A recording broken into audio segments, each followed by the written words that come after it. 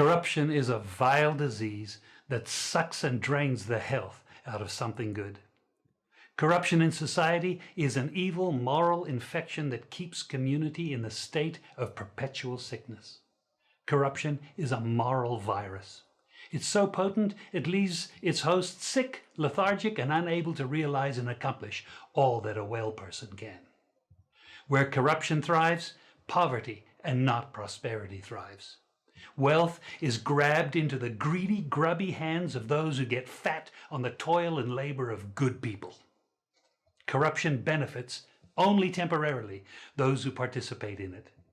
Everyone else is a victim of the theft, the deceit, the dishonesty, and the lies that corruption feeds on.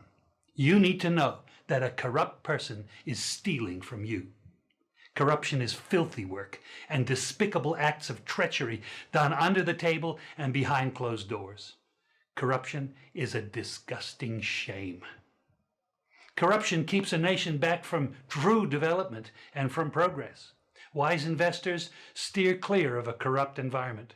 They would rather put their resources into a place where the playing field of opportunity is equal for all and not bent towards feeding the financial lust of corrupt, lying, cheating, thieving politicians and government officials.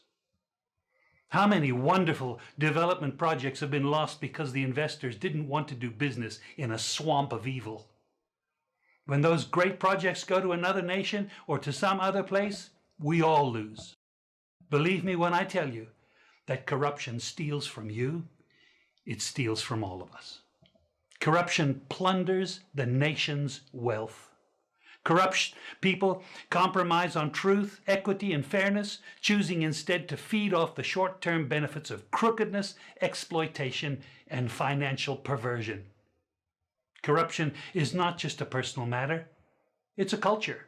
It's a way of life, not just for individual people, but for companies, communities, governments, and nations. Corrupt nations, hiding behind large companies, will seek to invest in other weak nations in order to take over the assets of the nation that they've invested into. They will provide financial loans to a nation for the much needed infrastructure, and they will do it with assets that they provide. They will sign contracts by lining the pockets of rotten government officials who participate in this kind of corruption and are then held hostage by their own deceit and greed. Corruption is nothing less than a form of theft and national robbery. A corrupt person steals from everyone in society. We all lose when corruption is rampant. Those who participate in corruption have chosen evil over good, lies over truth, and personal gain over well-being of all. To be corrupt means to be rotten.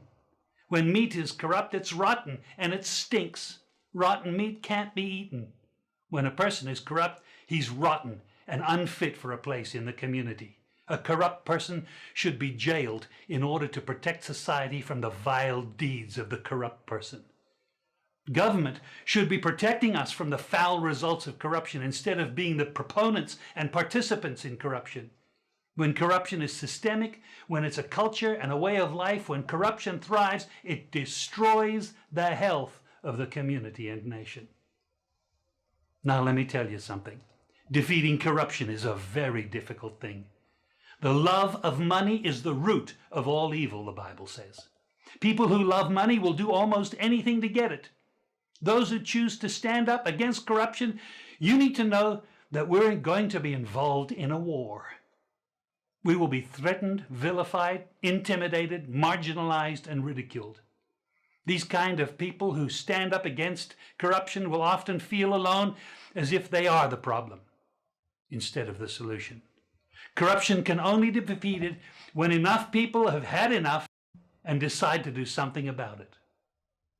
Africa needs to raise up a new generation of corrupt-free young people who together and in support of one another build a beautiful, new, corrupt-free Africa. We need a new generation of young people to fill the places of leadership who think differently and are motivated not by greed, but a genuine sense of servanthood to the people of our community. The church exists to call the nation back to righteousness. We are here to lift the standard of good that God requires for prosperity and health to flourish across the land.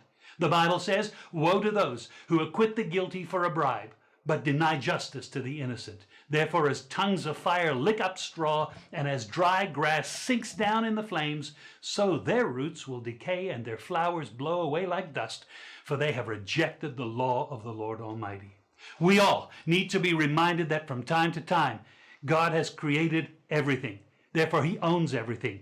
He is the final authority over everything, and he has the right to determine how everything should be managed and used. We own nothing.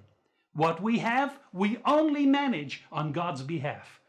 We need to be reminded that God, the righteous judge, requires every one of us on a day he is appointed to stand before him and to give an account for what we did with his property, with the positions and the people that he entrusted into our hands.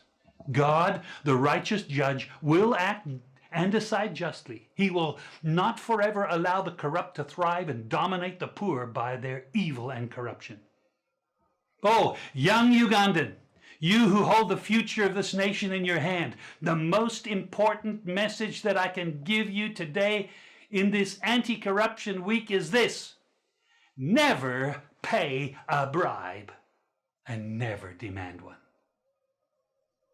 I've had the honor of living in Uganda for almost 40 years. I came here to preach the good news about Jesus and to call this nation back to God and to godliness.